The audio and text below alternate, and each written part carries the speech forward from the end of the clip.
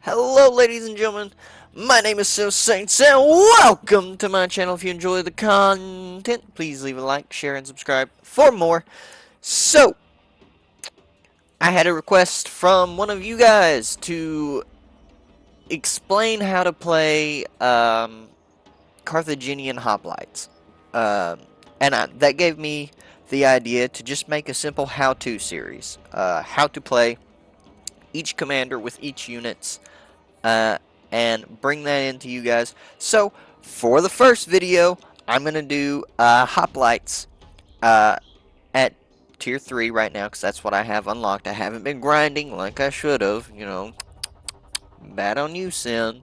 But, what we do have here, this is simply for instructional purposes. I could use it anywhere from Tier 1 to Tier 10, and it would not matter. Uh, Based on what I'm using and the commanders and all this other stuff. So we'll start with the Carthaginian roster and go through Hannibal. Uh, no wait, Hasdurbal. Sorry, my bad. Go through Hasdurbal and his units. And how he plays each of those units, and then we'll come through, and then we'll do Hannibal after that, and then we'll move on to Rome, or Greece, or the barbarians, either one. But for starters, to play them is rather simple, and how you should play them is kind of dependent on the unit. So, first let me explain what I mean. Let's go into the faction trees.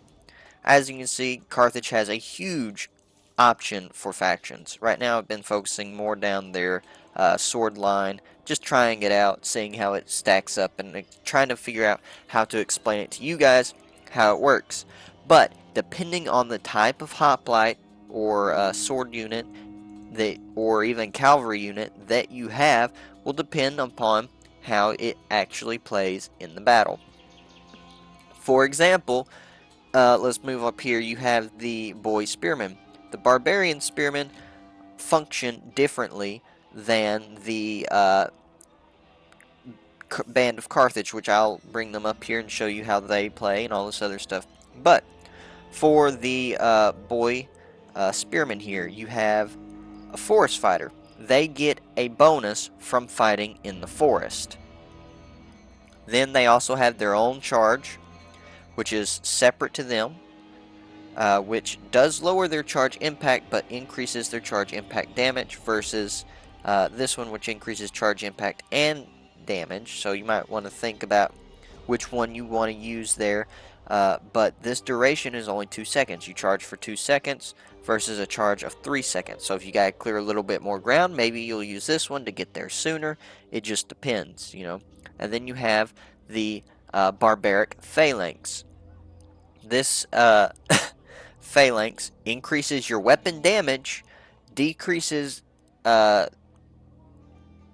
you get more fatigue while you're fighting in phalanx, decreases your movement speed, and decreases your turn speed, which kind of makes sense. But while you're fighting them, they can't pass through your unit. You know, you just keep them at bay, you lock them up. It's a good way of stopping enemies' progression. And then, of course, you have your heavy thrust. Everything in front of you, you attack out all at once. And I'll explain to you guys what I like to do as we go into this next battle. I'm going to hopefully get you guys a replay that will hopefully work. It was a Tier 3 match, like I said, but it was pretty good. And if it doesn't work out the way I want it to, then I'll just go through and make its own playlist. Now, so that covers the barbarian, I don't even want to call it a phalanx, but the barbarian spears and how they perform. And of course, as you upgrade different weapons, you get different benefits from those weapons. Sometimes it can be worth to take something, or one weapon over another weapon, for what it gives you. For example, absolutely nothing on this one. It's usually on the higher tier ones, but I don't see any reason in particular to take this one over this one. You would, of course, take the Vicious Barbarian Spear. And, of course, they may have reworked it. I haven't actually paid that much attention to it. But then you go to the Band of Carthage. Of course, they have their own raised shields. abilities, and they have their Sacred Onslaught, which just simply increases the amount of damage that they do. And of course, they have the Carthaginian Phalanx. The Carthaginian Phalanx is different and is what most of your units will have. During this time, they have 50% turn speed, 50% movement speed. They decrease how much they defend while increasing how much damage they do, versus a Greek phalanx, which will do more defense but less attack.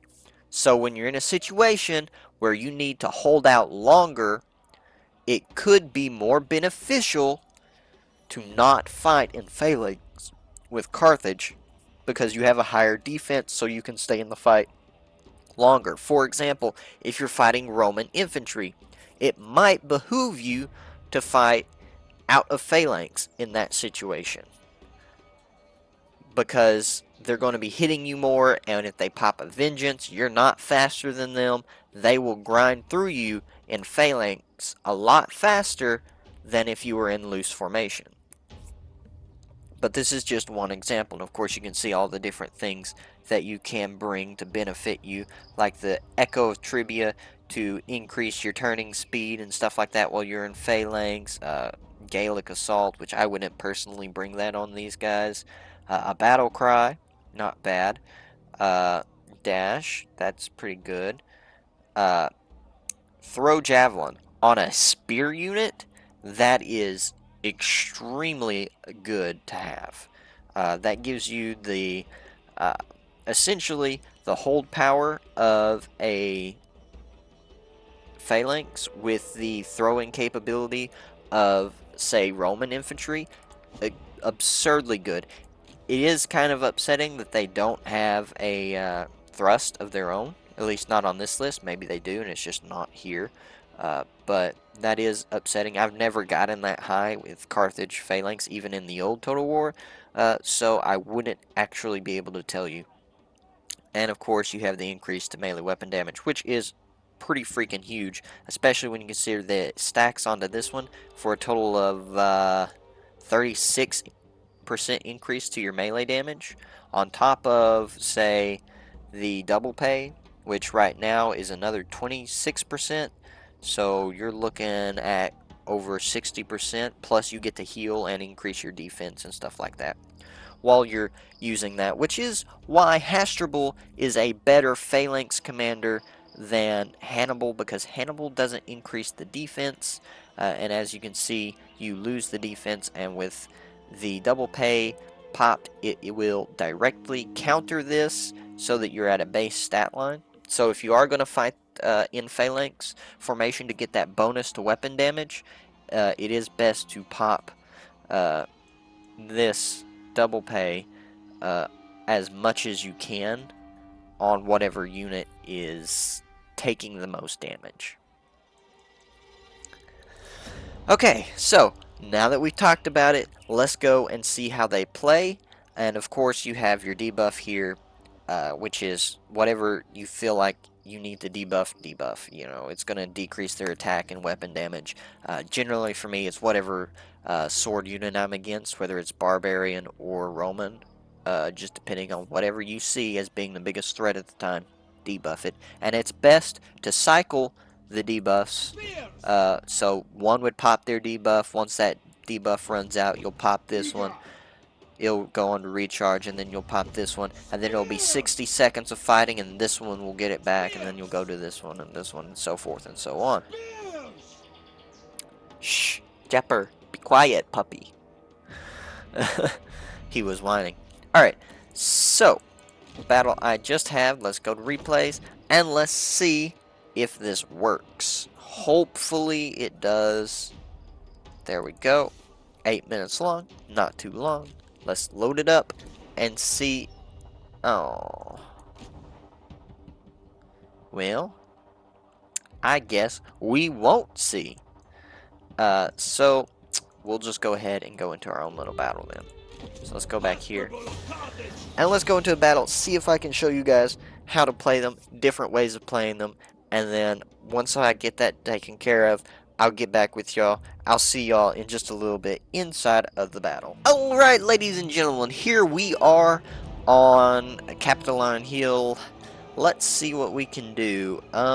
Let's move up here to 6. We'll have our own little area where I can show you guys what's going on. Of course, we will have Cav gameplay. And guys, how you play will differ depending whether you're playing solo or playing in a group.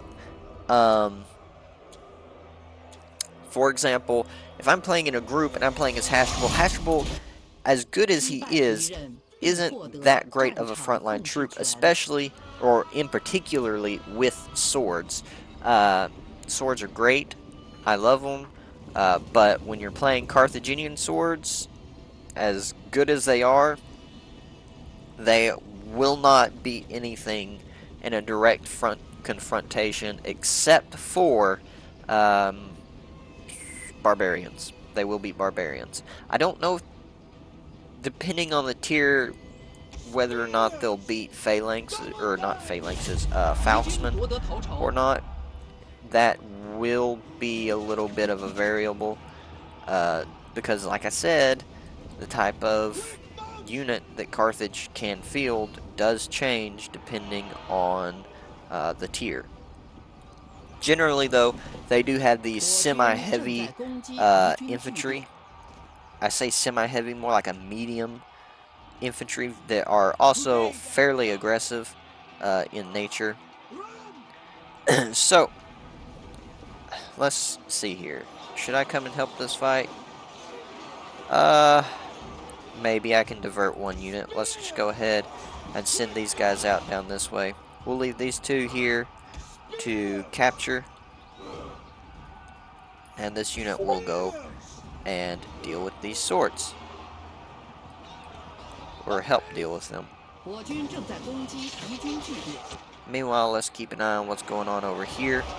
I may actually need to divert my forces down there to help here in a second. But until then, let's go ahead and jump into this. What we got here? Some barbarians? Yep. It says they are a high threat, but you're about to see how much of a threat they really are. We got the flank on them. Let's go ahead. Let's hit them with this stab here. And now let's form our phalanx. Right here. Now what I like to do is I like to push in with my phalanx. I'll push in like this. I will hit them with my thrust, knock a number of them back, and then I will pull my phalanx back out of the fight and then cycle back in. Of course, these men, oh, are they going to fight me or are they going to fight him? Let's reform our phalanx. Our phalanx is a little bit out of order. And you don't want these gaps in your phalanx because barbarian units can get in there and they do a lot of damage, especially when they are fighting you on their terms. So you can see they're starting to break off here. Oh man. So we'll go ahead and we'll break out phalanx to chase them down. And we will give them a good charge. And that should break these men. Barely got the charge in there, but we did get it. We do have some more barbarians coming up. So let's form up our phalanx. Might pull back just a little bit. Just to kind of get it in there. We'll push in like we're attacking, get them right up against us, and then we'll give them a good stab and then back up. And we'll form up with our Greek brethren here. We did just take C. Let's see how things are going there. It's looking fine. Let's go ahead and move these guys up to here for now. Again, hit up here. Give them a little push. And let's back off. Heal ourselves, increase our weapon damage and our defense. And let's push in here.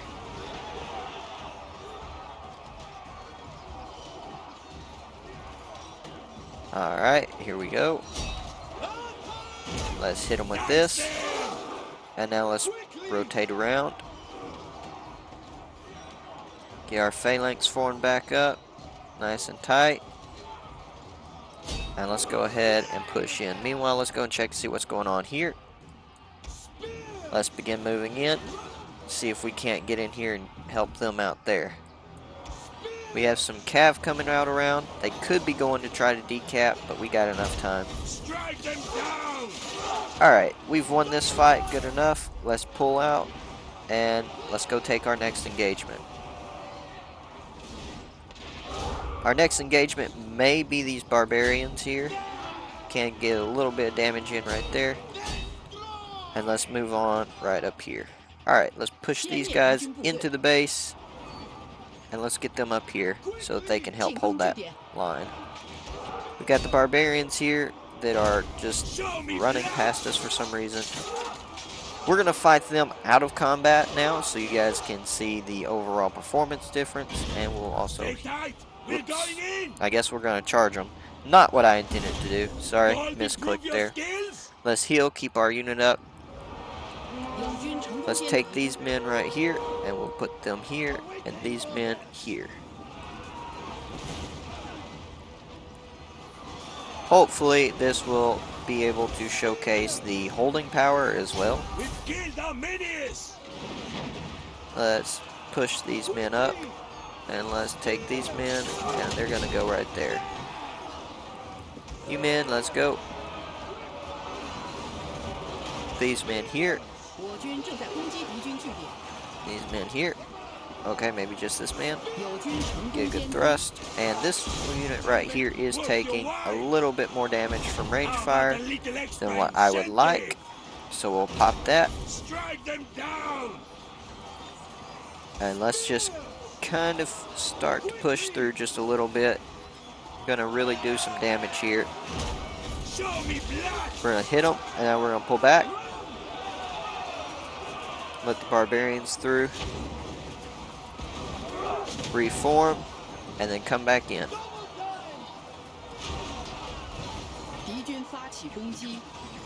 We're gonna push through. You see those high damage numbers. We hit them with a thrust, and then we would pull back out. But of course, we just won. Which I wasn't pulling that one unit out. It's just a really basic way of how you can play them and be effective with them. Of course, depending on what's going on will determine what you actually need to do. As you can see on the scoreboard, we were number 2 on our team, though we didn't win any accolades or anything like that. And we didn't necessarily do a whole lot in that battle. Maybe it didn't display their ability to perform very well, but I feel like that video did show you how you can use them effectively. Just trying to show you guys the difference in how they perform and stuff like that, and how to use them maybe not necessarily as best as they can be used, but to give you guys a foundation to go off of and how to continue to play them. If you'd like some more advanced stuff, I could make it, but really this game, guys, comes down to your playing as a team. Whether you are grouped up with each other or not, you are dependent on each other to help hold lines, help flank. So at the end of the day, it's more about kind of using your brain to kind of see what you can and can't do. And sometimes go for the risky play. Don't help hold a front line to try to make a big flank around and get them from behind and break their units. Sometimes it pays off, sometimes it doesn't. You know, you just kind of have to weigh your options and see what's best. Maybe even for you, it would be better to bring 2 spears and 1 sword. Your spears can help hold the line while your swords go around. It just kind of depends on the situation and what you think works best for you. But this has been a basic guide on how you can play spears and play them fairly effectively. I will try to bring maybe another guide later on showing you how to play them at a higher tier level with different abilities and stuff like that. But this is your basis on how to play Carthaginian hoplites. Anyways, guys, it's been real. I'll catch you guys on later. Peace.